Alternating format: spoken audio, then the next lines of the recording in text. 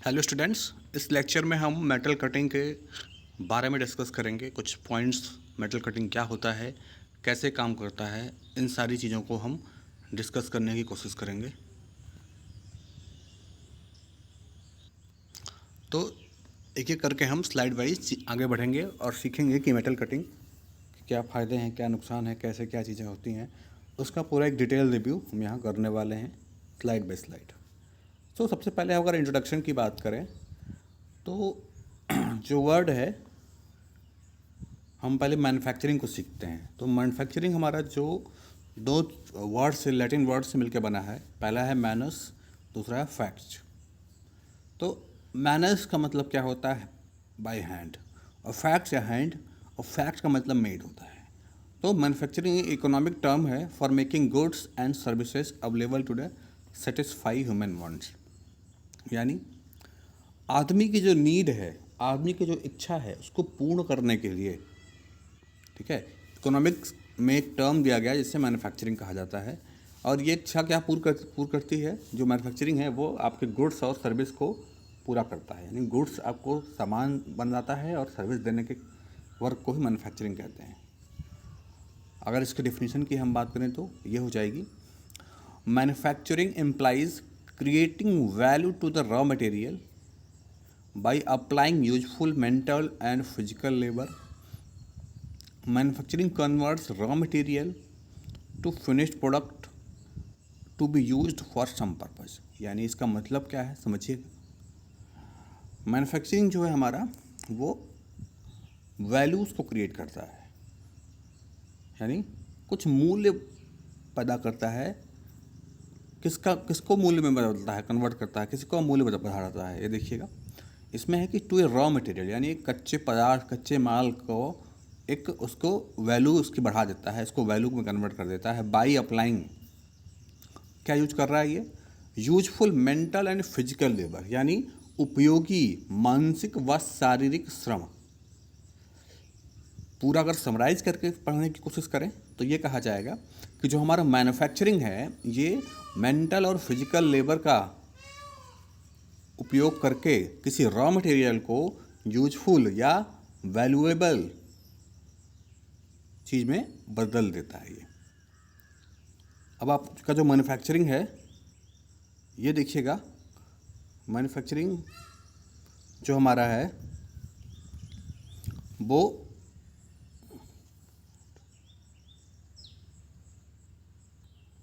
जो आपका मैन्युफैक्चरिंग है उसमें से हमें ये समझना है कि जो रॉ मटेरियल हमारा है वो कहाँ से आ रहा है। तो जो हमारा रॉ मटेरियल है वो ईदर फ्रॉम नेचर और industry materials can not be used in their raw forms for any useful purpose. यानी रॉ मटेरियल हमारा सीधा नेचर से आता है या इंडस्ट्री से आता है, जो किसी और अन्य यूजफुल पर्पज में उपयोग ना हो सके। ठीक है, तो हमारा जो रॉ मटेरियल है, या तो ये प्रकृति से आता है, नेचर से आता है, या इंडस्ट्रियल मटेरियल्स जो कि किसी और रॉ फॉर्म में होते हैं, जो कि किसी और अन्य पर्पज में उपयोग ना किए जाएं, वो हमारे रॉ मटेरियल कहलाते हैं। ठीक है, अब materials are then shaped and formed into different useful components. आगे हम क्या करेंगे कि मटेरियल को शेप देते हैं, फॉर्म करते हैं, किस चीज़ में? Different useful components. यानी किसी उस पदार्थ को हम अलग अलग आकृति आकार में बांट के उसको यूजफुल तरीके से उसकी मैन्युफैक्चरिंग करते हैं अलग अलग प्रोसेस के जरिए। किस लिए? To fulfil needs of day to day work, यानी डिफरेंट डेज के वर्क को आप उसको पूरा करने के लिए डिफरेंट शेप और फॉर्म में रख के उस कंपोनेंट को बनाते हैं, ताकि आप अपनी और जो ह्यूमन बीइंग की जो नीड है, रोज़ की जो नीड है, उसको कंप्लीट कर सकें, उसको सेटिस्फाई कर सकें। और ये करने के लिए आपको मैन्युफैक्चरिंग करने की ज़रूरत पड़ती है। अब देखिए, मैन्युफैक्चरिंग सिस्टम और प्रोडक्शन सिस्टम में क्या अंतर है, क्या चीज़ें हैं, क्या है, इसके बीच में हम कंपोनेंट पढ़ेंगे। तो जो हमारा मैन्युफैक्चरिंग सिस्टम है, ये क्या है? एक collection of operations and process use to obtain the desire products और components is called manufacturing system. अगर इसको हम समझने की कोशिश करें हिंदी में तो कहेंगे कि एक कलेक्शन ऑफ ऑपरेशन है, यानी एक पूरा समूह है, ठीक है, कलेक्शन है। ऑपरेशन और प्रोसेस, यानी ऑपरेशन और प्रोसेस का एक कलेक्शन है जो कि यूज किया जाता है डिज़ायर प्रोडक्ट या कंपोनेंट को बनाने के लिए, वो कहलाता है मैन्युफैक्चरिंग सिस्टम। यानी किसी भी कंपोनेंट या प्रोडक्ट को बनाने के लिए जो ऑपरेशन और प्रोसेस किए जाते हैं, वो सारे ऑपरेशन और प्रोसेस का समूह हमारा जो है वो मैन्युफैक्चरिंग सिस्टम कहलाता है। और मैन्युफैक्चरिंग सिस्टम की अगर आगे के पॉइंट में बात करें तो manufacturing system is therefore the design और अरेंजमेंट ऑफ मैन्युफैक्चरिंग प्रोसेस। यानी जो हमारा मैन्युफैक्चरिंग सिस्टम है वो क्या है, डिज़ाइन या अरेंजमेंट है किस चीज़ का, मैन्युफैक्चरिंग प्रोसेस का, ठीक है। अब मैन्युफैक्चरिंग सिस्टम क्या होगा, जैसे मान लीजिए हमारी एक कंपनी है जो कि गाड़ियाँ बनाती है, वो रॉ मटेरियल के रूप में बहुत सारे वेंडर्स से अपने पार्ट लेती है। कुछ पार्ट्स वो अपने यहाँ इन हाउस डेवलप करती है। जैसे बड़ी बड़ी कंपनियां हैं वो अक्सर क्या करती हैं कि इंजन उनका सबसे इम्पॉर्टेंट है, उन्हीं का होता है। गियर बॉक्स अमूमन मैक्सिमम कंपनियां खुद बनाती हैं, यानी ट्रांसमिशन सिस्टम और इंजन जो असेंबली है, इंजन पूरा वो अपने खुद बनाते हैं, इन हाउस डेवलप करते हैं अपना खुद का। बहुत रेयर केस में कुछ कंपनियां ऐसी हैं जो छोटी कंपनियां या जो बहुत कई बार ऐसी कंपनियां होती हैं जो बहुत अच्छी कंपनियां जो इंजन बनाती हैं उनसे इंपोर्ट कराती हैं, नहीं तो नॉर्मली कंपनियां इंजन खुद बनाती हैं। अब क्या होता है कि जब वो इंजन बना लिया उन्होंने तो सबको मिला के असेंबली लाइन पर ले जाके सारी चीज़ों को असेंबल करके एक नया फिनिश्ड जो है आपको न्यू व्हीकल का निर्माण करते हैं। तो ये जो डिफरेंट टाइप का प्रोसेस के जरिए उन्होंने इंजन बनाया, फिर उसको असेंबली की, असेंबली लाइन में ले गए, अलग अलग शॉप्स में ले गए, पेंट शॉप से फाइनल TCF फाइनल जो भी सारे शॉप में ले गया, तो अंत में जो हमें प्रोडक्ट मिल रहा है ये सिंगल प्रोडक्ट, ये मैन्युफैक्चरिंग सिस्टम के जरिए सारे जो प्रोसेस उसमें हुए, जो ऑपरेशंस हुए, वो मैन्युफैक्चरिंग सिस्टम कहलाएंगे, ठीक है। क्योंकि उससे क्या बन रहा है, एक कंपोनेंट, एक प्रोडक्ट बन रहा है, ठीक है, तो वो एक मैन्युफैक्चरिंग सिस्टम में आएगा। अब हम बात करते हैं प्रोडक्शन सिस्टम की।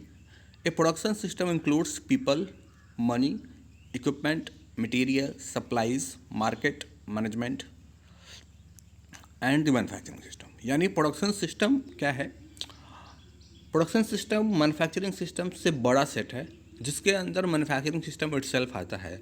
मैन्युफैक्चरिंग सिस्टम के साथ साथ इसमें मार्केट, लोग, money, equipment, material, supplies, management इत्यादि आता है। यानी मैन्युफैक्चरिंग सिस्टम जहाँ केवल उत्पादन से है संबंधित है, वहीं जो आपका प्रोडक्शन सिस्टम है वो उत्पादन और उससे जुड़ी हुई सारी चीज़ें उनको भी कंसिडर करता है, जैसे पैसा, लोग, मार्केट, सप्लाईज, मटेरियल, ठीक है, मैनेजमेंट इत्यादि, इन टर्म्स को कंसिडर किया जाता है।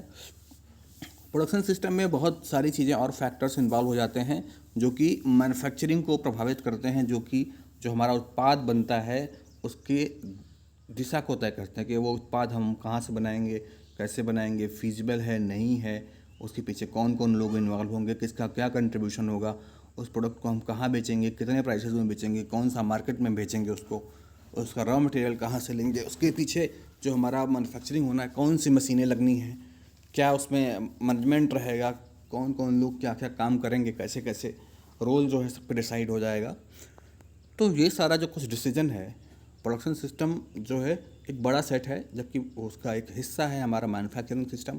प्रोडक्शन सिस्टम में आपका जो भी सारी चीज़ें हैं, जो भी एंटिटीज़ हैं वो चलती रहती हैं, उसमें सारी चीज़ें डिसाइड होती हैं, सब क्या किया जाता है, पैसा का कितना इन्वेस्टमेंट लगा, इनिशियल कॉस्ट कहाँ आएगी, कितना सारा लैंड एक्वायर करना है, वो सारा डिसीजन जो मेकिंग काम होता है सब प्रोडक्शन सिस्टम के ही अंदर आएगा। अब देखिए प्रोडक्शन सिस्टम का एक छोटा सा डिस्क्रिप्शन देख लीजिए। सबसे पहले हमने रॉ मटेरियल लिया, फिर हमने मैन्युफैक्चरिंग की, यानी मैन्युफैक्चरिंग प्रोसेस किया, ठीक है, फिर उस प्रोसेस को और बढ़ाया और लास्ट में हमें एक फिनिश प्रोडक्ट मिला। मैन्युफैक्चरिंग सिस्टम में क्या और उससे किसका इंटरेक्शन हो रहा है, देखिए, people, money, equipment, material, supplies, market and management. तो जो हमारा मैन्युफैक्चरिंग सिस्टम है इसमें हमने और जोड़ दिया people, money, equipment, material and supplies, market and management. यानी मैन्युफैक्चरिंग सिस्टम में अगर हम इन सब चीज़ों को ऐड कर दें तो हमारा ये whole and sole production system बन जाएगा। यानी प्रोडक्शन सिस्टम जो है वो बड़ा सेट है और मैन्युफैक्चरिंग सिस्टम जो है उसका छोटा सा हिस्सा होता है। यहाँ समझने की ज़रूरत थी। अब देखिए, अब मैन्युफैक्चरिंग करने के लिए हमें पता चल गया कि हमारे पास बहुत सारे प्रोसेस होते हैं और प्रोसेस और ऑपरेशंस का जो ये एक सेट होता है उसको मैन्युफैक्चरिंग सिस्टम कहते हैं। अब हम बात करते हैं, अगर मैन्युफैक्चरिंग सिस्टम में हमारा एक प्रोसेस होता है मेटल कटिंग या मेटल रिमूवल प्रोसेस। तो मेटल रिमूवल प्रोसेस एक इम्पॉर्टेंट प्रोसेस है। तो कैसे प्रोसेस किया जाएगा, इसमें क्या क्या चीज़ें होती हैं, कौन कौन से मेटल कटिंग के प्रोसेस हैं, इनको हम लोग जानते हैं। मेटल कटिंग को हम लोग कई बार मेटल रिमूवल प्रोसेस का एक हिस्सा मानते हैं। तो सबसे पहले हम समझेंगे कि मेटल या मटेरियल रिमूवल प्रोसेस क्या होता है। क्योंकि कोई भी रॉ मटेरियल है उसको एज इटसेल्फ उसकी कोई बहुत वैल्यू नहीं होती है। जब उसको शेप में दे दिया जाता है, शेप बना दिया जाता है उसका, तो क्या होता है, उसकी एक सर्टेन वैल्यू हो जाती है, उसका सर्टेन एक मार्केट वैल्यू होती है, कस्टमर उसकी डिमांड बढ़ जाती है, अदरवाइज उसकी कोई वैल्यू नहीं है। तो we have a question, what is material removal process. तो अगर इसको हम समझना चाहें एक एक करके, तो क्या है कि ये फैमिली ऑफ शेपिंग ऑपरेशंस, यानी जो हमारा मटेरियल रिमूवल प्रोसेस है वो एक क्या है, ये फैमिली ऑफ शेपिंग ऑपरेशंस, यानी एक तरीके का शेपिंग ऑपरेशन है। The common feature of which is removal of material from A starting work part so that remaining part has the desired geometry. यानी किसी भी रॉ मटेरियल को, किसी भी रॉ पार्ट को एक निश्चित ज्योमेट्री में लाने के लिए उसके अंदर उसमें से जो भी मटेरियल हटाया जाता है, ठीक है, उसको हम, जो ये प्रोसेस है मटेरियल हटाने का जो प्रोसेस है, इसको हम मटेरियल रिमूवल प्रोसेस कहते हैं। ये देखिए कितने टाइप के हैं। पहला हमारा मशीनिंग है। तो material removal process by A sharp cutting tool, जो हमारा मशीनिंग कहलाता है। यानी ऐसा प्रोसेस जिसमें हम मटेरियल को एक शार्प कटिंग टूल यानी तेज कटिंग टूल द्वारा हटाते हैं, उसको मशीनिंग कहते हैं। इसमें टर्निंग, मिलिंग, ड्रिलिंग इत्यादि आते हैं। दूसरा हमारा है एब्रेसिव प्रोसेस। एब्रेसिव प्रोसेस क्या होता है, material removed by hard abrasive particles, जैसे आपका ग्राइंडिंग हो गया। इस केस में क्या होता है कि हमारा एक ग्राइंडिंग व्हील होता है जो कि एब्रेसिव पार्टिकल से मिलकर बना होता है, और जब उसको हम फीड देते हैं वर्कपीस के अंदर, ठीक है, तो उसके जो टाइनी छोटे छोटे पार्टिकल्स होते हैं, एब्रेसिव पार्टिकल्स होते हैं, वो टाइनी एब्रेसिव पार्टिकल्स क्या करते हैं, वो छोटे छोटे टाइनी एब्रेसिव पार्टिकल्स जो है वो बहुत पतले पतले छोटे छोटे ग्रेन्स कट करते हैं, और जो हमारा वर्कपीस है वो कटिंग उसमें होती है। यहाँ पे ये ध्यान देने वाली बात है कि जो हमारा एब्रेसिव एक्शन है वो हम सिंपली यूज करते हैं फिनिशिंग के लिए, जबकि आपका जो मशीनिंग प्रोसेस है इसको हम यूज करते हैं मटेरियल रिमूवल के लिए। मशीनिंग प्रोसेस के अंदर जो आपका मटेरियल रिमूवल रेट है यानी MRR जो है वो ज़्यादा होता है, और जब आपकी इसकी बात करते हैं एब्रेसिव प्रोसेस में, तो इसमें मटेरियल रिमूवल रेट यानी MRR बहुत कम होता है। तो इसमें इसको केवल फिनिशिंग के लिए यूज किया जाता है, जबकि जो हमारा मशीनिंग है उसको इनिशियल ऑपरेशंस, इनिशियल कट से लेके उसको फिनिशिंग के पहले तक जितने ऑपरेशन कटिंग करने होते हैं उसके लिए हम मशीनिंग करते हैं। अब उसके आगे क्या है, इसके आगे आता है नॉन ट्रेडिशनल प्रोसेस। तो नॉन ट्रेडिशनल प्रोसेस क्या होते हैं, जैसे जैसे हमारा हार्ड मटेरियल, बहुत सारे अलॉयज ऐसे डेवलप हो गए जिनको नॉर्मल, जो भी हमारे ट्रेडिशनल हैं, जो हमारे रेगुलर मेथड्स हैं, जो हमारे रेगुलर जो तरीके थे कटिंग के, उनसे कटिंग करना काफ़ी इकोनॉमिकल नहीं था और वो काफ़ी टाइम कंज्यूमिंग था, और उससे क्या होता था कि आपको बहुत सारे संसाधन व्यय करने पड़ते थे, बहुत सारे लिमिटेशंस आ जाती थी। तो उसको इम्प्रूव करने के लिए हमारे साइंटिस्टों ने जो है नए नए मेथड डेवलप किए, जिनको हम नॉन ट्रेडिशनल या अनकन्वेंशनल या न्यूअर मशीनिंग प्रोसेस कहते हैं। इसमें क्या है कि अलग अलग प्रकार की एनर्जी का उपयोग करके मटेरियल को रिमूव किया जाता है। इसमें कई बार जो हमारा कटिंग जो हमारे जो ट्रेडिशनल मशीनिंग प्रोसेस है, इसमें जो कटिंग है वो कटिंग टूल की मदद से होती थी। तो सबसे बड़ा जो ड्रॉबैक होता था इसका कि जैसे ही कटिंग टूल आपका उसका एज जो है समाप्त हो जाता था, एज ख़राब हो जाता था, तो आपका जो वर्किंग होती थी वो नहीं हो पाती थी।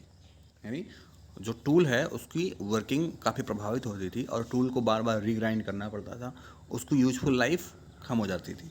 तो इस बार इस मशीनिंग में क्या किया गया कि उस कटिंग टूल से जुड़े जो भी प्रॉब्लम्स थी इनको सॉल्व करने के लिए कई सारे मेथड्स ऐसे डेवलप किए गए जिसमें कटिंग टूल या तो होता ही नहीं है, या तो होता है तो उसका कटिंग टूल नहीं कहेंगे, टूल की बात हम करेंगे कि टूल या तो होता ही नहीं है या टूल और वर्कपीस के बीच में डायरेक्टली कोई कांटेक्ट ही नहीं होता। जब कोई कांटेक्ट नहीं होगा तो जो मशीनिंग के जरिए आपका जो रिमूव हो रहा मटेरियल वो आपका टूल जो है ख़राब नहीं होगा या उसकी लाइफ बहुत ज़्यादा होती है। तो इस तरीके से हमने मेथड डेवलप किए। उस मेथड्स को हमने कहा non traditional process. Non traditional कहने का मतलब यहाँ पे इतना सा है कि ये मेथड जो थे हमारे सारे ये ट्रेडिशन में नहीं थे, ये नए डेवलप किए गए थे, इसीलिए इनको बोला गया नॉन ट्रेडिशनल मेथड प्रोसेस। आगे बढ़ते हैं। अब देखिए हमें बात करनी है मेटल रिमूवल के प्रोसेस की, या जिसे हम मेटल रिमूवल करते हैं उस प्रोसेस को मशीनिंग प्रोसेस कहते हैं। ये क्या होते हैं उसको समझिए कि करके चलते हैं। Machining is a semi finishing और फिनिशिंग प्रोसेस। ठीक है, मशीनिंग क्या है? फिनिशिंग या सेमी फिनिशिंग। फिनिशिंग क्यों कह रहे हैं कि अगर हमारा कोई पार्ट ऐसा बनना है जिसमें बहुत ज़्यादा फिनिश की ज़रूरत नहीं है, मशीनिंग से फिनिश आती है लेकिन कभी कभी हमें बहुत ज़्यादा फिनिशिंग की ज़रूरत होती है। ये डिपेंड करता है कि हमारा जो प्रोडक्ट है वो किस काम के लिए उपयोगी है, कितनी टॉलरेंस रेंज उसको चाहिए, कितनी एक्यूरेसी में उसको बनाना है। जैसे आपके प्रोडक्ट में, ध्यान दीजिएगा, जैसे आपके प्रोडक्ट में फिनिशिंग और टॉलरेंस बढ़ता जाएगा वैसे वैसे उसकी जो कीमत है, ठीक है, वो भी बढ़ती जाएगी। तो जो हमारा मशीनिंग है वो क्या है? एक सेमी फिनिश है, क्योंकि हम कई बार फिनिशिंग अलग से करते हैं, मशीनिंग से फिनिश नहीं करते। या फिनिशिंग प्रोसेस है इसेंशियली डन टू, शुरुआत में इसको किया जाता है। क्यों? क्योंकि जो रिक्वायर्ड या stipulated dimension and form accuracy, यानी जो भी डिज़ायर्ड डायमेंशन है उसको प्राप्त करने के लिए किया जाता है, जिससे कि एक निश्चित सरफेस फिनिश प्रोडक्ट में हो सके। और इससे जो है क्यों किया जाता है? क्योंकि इसका जो मोटिव है वो देखिएगा, fulfil it's basic functional requirements, यानी जिस भी प्रोडक्ट पे हम कर रहे हैं तो वो बेसिकली जो है अपना फंक्शनल रिक्वायरमेंट पूरा कर सके, इसके लिए हम मशीनिंग करते हैं। अगला पॉइंट देखिएगा, प्रोवाइड बेटर और इम्प्रूव्ड परफॉर्मेंस, यानी ये क्या कर रहा है? ये जो है अच्छा या सुधरा हुआ परफॉर्मेंस देता है। थर्ड पॉइंट क्या है? Render longer life service life, यानी इससे क्या होगा कि सर्विस लाइफ जो है हमारी वो अच्छी हो जाती है। तो machining is a process of gradual removal of excess material. ध्यान दीजिएगा, यहाँ पे लिखा हुआ है एक्सेस मटेरियल। एक्सेस मटेरियल का मतलब होता है वो मटेरियल जो कि हमारी रिक्वायरमेंट से ज़्यादा है, अधिक है। तो मशीनिंग क्या है? It's a process of gradual removal, यानी ये एक तरीका है जिसमें आप मटेरियल को धीरे धीरे धीरे हटाते हैं। किससे हटाते हैं? फ्रॉम परफॉर्म्ड ब्लैंक, यानी जो पहले से हमारा ब्लैंक है, जो अनकट पीस है, जो हमारा जॉब है, उससे हम धीरे धीरे मटेरियल को, एक्सेस मटेरियल को हटा के, ठीक है, और किस फॉर्म में हटाते हैं? जो हटाने का तरीका है वो मटेरियल जो हटता है वो चिप के फॉर्म में हटता है। ठीक है, मटेरियल किस फॉर्म में हटेगा? Material will be removed in the form of chip. तो ये हम फिर से समझेंगे।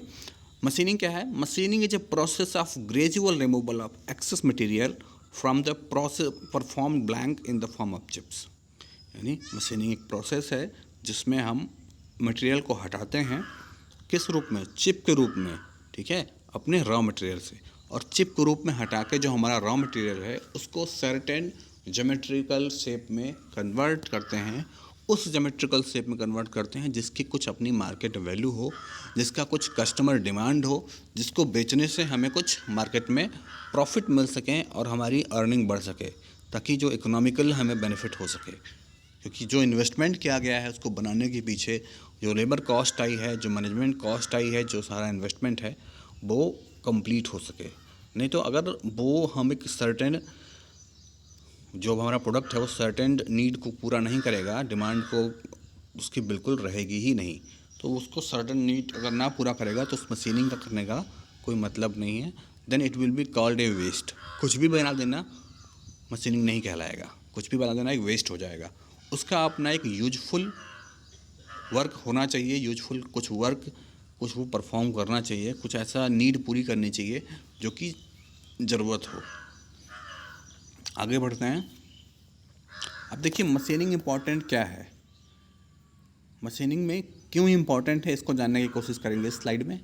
क्या ऐसी वजहें हैं, क्या ऐसी समस्याएं हैं जिनको वो सॉल्व करता है, क्यों ज़रूरी है। तो देखिए variety of work material can be machined, यानी मशीनिंग के जरिए ढेर सारा आपका जो काम है, जो आपके जॉब हैं वो बनाए जा सकते हैं। बहुत डिफरेंट टाइप के वर्क पीस को आप मशीन कर सकते हैं। ठीक है, इसमें से एक सब पॉइंट है वो देखिए, most frequently use to cut metals, यानी मेटल्स को काटने का सबसे आसान और सबसे फ्रिक्वेंट तरीका मशीनिंग का है। इसी के ज़रिए हम कि जो हमारे नॉन ट्रेडिशनल मशीनिंग प्रोसेस हैं वो तो नए हैं पहली बात, और वो उसको करने के लिए, उसको सेटअप करने के लिए उसकी जो इनिशियल कॉस्ट है वो भी काफ़ी ज़्यादा है, जबकि जो हमारे ट्रेडिशनल मशीनिंग प्रोसेस हैं ये थोड़ा आसान है और इनसे जो है हम अगर थोड़ा बहुत प्रोसेस कर सकते हैं। अगला देखिएगा, variety of part shapes and special geometrical features possible, यानी इसके ज़रिए जो है हमारा ढेर सारे वैरायटी में शेप और स्पेशल ज्योमेट्रिकल फीचर पॉसिबल होते हैं, जैसे कि आपका screw thread, accurate round holes, very straight edge and surface, ये सारा कुछ पॉसिबल है। आगे देखिए, good dimensional accuracy and surface finish, इसके ज़रिए क्या फ़ायदा होता है कि हमारी जो डायमेंशनल एक्यूरेसी है वो अच्छी बनी होती है और उसके ज़रिए सरफेस फिनिश भी जो हमारी है वो बहुत अच्छी आती है। तो मशीनिंग क्यों इम्पोर्टेंट है फिर से एक बार देखते हैं। इसके ज़रिए आप ढेर सारे वैरायटी ऑफ मशीन पार्ट्स बना सकते हैं, जिसमें से जो हम मैक्सिमम यूज करते हैं वो मेटल को काटने के लिए यूज करते हैं। दूसरा हमारा है कि जो पार्ट्स और शेप जो बन रहे हैं, स्पेशल ज्योमेट्री फीचर पॉसिबल हो जाते हैं। वो स्क्रू थ्रेड आप बना सकते हो, राउंड होल्स बना सकते हैं, स्ट्रेट एज बना सकते हैं और सरफेस बना सकते हैं। ये सब आसानी से आप कर सकते हैं। इनके सबसे अच्छी जो इनकी बात है कि इनसे अच्छी डायमेंशनल एक्यूरेसी और सरफेस फिनिश प्राप्त हो जाती है। यहाँ पे कुछ देखिए एग्जांपल्स हैं। एग्जांपल्स सरफेस आपके जो कटिंग प्रोसेस के हैं। देखिए स्ट्रेट टर्निंग हो रही है। स्ट्रेट टर्निंग जो आप करते हैं वो आपके लेथ मशीन पे की जाती है। ठीक है, इसमें जो है आप जो टूल का मूवमेंट होता है वो जो आपका वर्कपीस के एक्सिस है उसके पैरेलल रखा जाता है, जिससे जो सरफेस जनरेट होकर आता है वो सरफेस हमारा स्ट्रेट सरफेस जनरेट होता है, सिलेंड्रिकल सरफेस जनरेट होता है। आगे देखिए, कटिंग ऑफ किया जा रहा है टूल के ज़रिए, ये भी लेथ का ऑपरेशन है। आगे जो आपको दो ऑपरेशन दिखाए जा रहे हैं, एक स्लैब मिलिंग है जिसमें आप सरफेस को स्लैब के रूप में बना रहे हैं, और दूसरा हमारा एंड मिलिंग है। इसमें हम मिलिंग कटर के एंड से मिलिंग प्रोसेस को एक एंड मिलिंग प्रोसेस परफॉर्म कर रहे हैं। ये सारे प्रोसेस जो दोनों लास्ट के हैं वो मिलिंग प्रोसेस हैं, जबकि जो पहले दोनों हमारे हैं वो हमारे लेथ मशीन के प्रोसेस हैं। आगे चलते हैं। डिसएडवांटेज क्या है मशीनिंग के?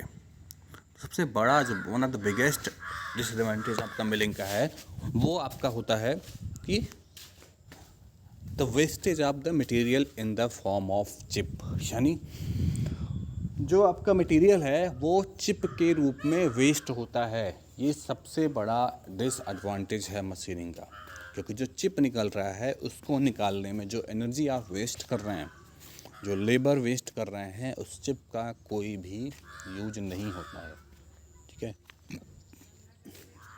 तो जो आपका चिप है वो पूरी तरीके से एक वेस्ट होता है, और यही सबसे बड़ी सच्चाई है आपके मेटल कटिंग प्रोसेस की या मशीनिंग प्रोसेस की।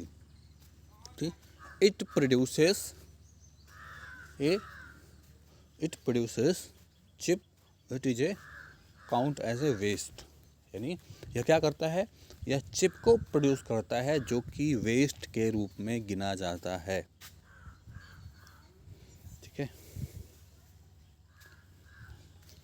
दूसरा क्या है कि machining is a time consuming process, यानी मशीनिंग जो हमारा है ये काफ़ी टाइम कंज्यूमिंग होता है। इसमें बहुत सारा समय लग जाता है आपको कटिंग करने में, मशीन करने में। यहाँ देखिए क्या लिखा हुआ है, a machining process generally takes more time to shape a given part than alternative shaping process such as casting, powder metallurgy या फॉर्मिंग।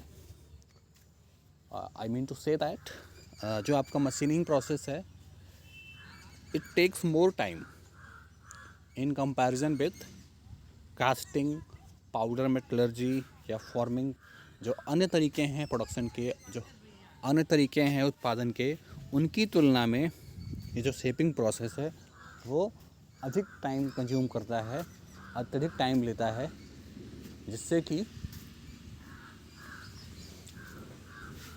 इसमें जो है इस प्रोसेस को एक टाइम कंज्यूमिंग प्रोसेस हो जाता है और इसमें समय ज़्यादा लगता है। अगर आप तुलना करें कास्टिंग, फॉर्मिंग, मेटलर्जिकल प्रोसेस और कई बार इन तरीक़ों से, जो कास्टिंग से जैसे आप अगर कंपेयर करें तो कास्टिंग में प्रोडक्ट ऑलमोस्ट एक ही बार में, सिंगल बार में आप प्रोडक्ट को रेडी कर लेते हैं, बना लेते हैं। जबकि जो आपका मशीनिंग है इसमें बहुत टाइम लगता है और आपको बार बार एक छोटे अमाउंट में ऑपरेशन को करना पड़ता है। अगर काफ़ी कॉम्प्लेक्स या इंटीग्रेटेड शेप बनाना है तो आपको काफ़ी दिक्कतों का सामना करना पड़ सकता है। और जो मेटल का रिमूवल रेट है, अगर मटेरियल आपका सॉफ्ट है तब तो इजी है, ठीक है, नहीं तो जो आपका टाइम है वो ज़्यादा लगेगा। आगे हम कह सकते हैं कि जो मटेरियल को बनाने में आपकी एनर्जी जो वेस्ट हो रही है, जो लेबर वेस्ट हो रहा है, जब टाइम ज़्यादा लगेगा तो लेबर की जो कॉस्ट है उससे एसोसिएटेड जो लेबर कॉस्ट है वो भी ज़्यादा रहेगी। जो मशीन को चलाने में आपका, जो मशीन को चलाने में एनर्जी लग रही है, एनर्जी इनपुट भी ज़्यादा होगा। तो ये कई सारी चीज़ें हैं जो आपकी मेटल रिमूवल प्रोसेस को आपके अफेक्ट करती हैं। और कई बार ऐसा क्या होता है कि हमारे जो नए मटेरियल्स हैं, जो काफ़ी हार्ड मटेरियल्स हैं, जो एलॉयज़ हैं, उनकी मशीनिंग में सबसे बड़ी जो समस्या आती है वो ये होती है कि उनकी मशीनिंग जब आप करते हैं तो जो हमारे ट्रेडिशनल मशीनिंग प्रोसेस हैं उनसे करना काफ़ी डिफ़िकल्ट हो जाता है, क्योंकि जो टूल है हमारे हार्डनेस, जो नए मटेरियल्स हैं उनकी हार्डनेस ज़्यादा होने की वजह से जो हमारे टूल्स की जो लाइफ है, यूजफुल लाइफ, वो घट जाती है और हमें जो है डिज़ायर्ड जो रिज़ल्ट है वो नहीं मिल पाता। कई बार क्या होता है कि टूल इतनी जल्दी ख़राब होने लगता है कि उसको रिग्राइंड करने में ही ज़्यादा समय लग जाता है, रेदर आप उसे जितना लाभ ले पाते हैं। तो इसीलिए जो हमारा ये सारा जो हमारा है ये डिसएडवांटेज है मशीनिंग प्रोसेस का। तो हमें वह फिर से ये देखिए कुछ मटेरियल रिमूवल प्रोसेस के देखिए जो डायग्राम के जरिए आपको दिखाया गया है। पहला जो प्रोसेस है ये लेथ टर्निंग का है। लेथ टर्निंग में क्या हो रहा है, जो आपका वर्क पीस है वो रोटेट कर रहा है। लेथ के केस में क्या होता है, वर्क पीस जो अपनी एक्सिस के अराउंड जो है वो रोटेट करता है, जबकि टूल जो है अपनी पोजीशन में स्टेशनरी बना रहता है, टूल अपनी जगह पे फिक्स रहता है और जो टूल को रोटेटिंग वर्क पीस में फीड दिया जाता है। लेथ टर्निंग में क्या ऑप्शन हो रहा है, in case of lathe turning work piece rotates about its axis while we used to feed the tool in the workpiece। अगला हमारा मिलिंग का डायग्राम है, जिसमें एक मिलिंग कटर के जरिए कटिंग किया जा रहा है।